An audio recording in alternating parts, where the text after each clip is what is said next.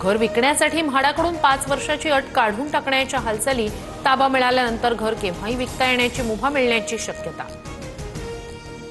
पुणे आणि पिंपरी चिंचवड शहरात double decker bus धावणार. डबल डेकर बस पूर्णपणे इलेक्ट्रिक, वातानुकूलित आणि अत्याधुनिक सुविधांनी सुसज्ज.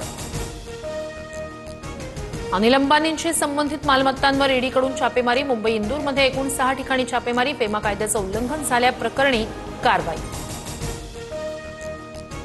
3 आणि 4 ऑक्टोबरला मराठवाडा आणि विदर्भात मुसळधार पावसाची शक्यता. हवामान खात्याकडून नागरिकांना सतर्कतेचा इशारा. मान्सून संपल्यानं पावसाची अवकाळी पाऊस अशी नोंद होणार.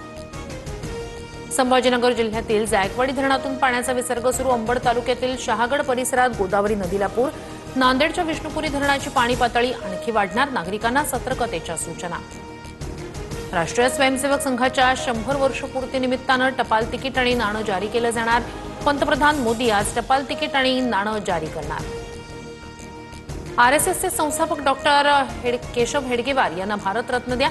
भाजपच्या जमाल सिद्दीकी यांची राष्ट्रपतींकडे मागणी. दसऱ्यापासून वर्षभर संघाचा शताब्दी महोत्सव.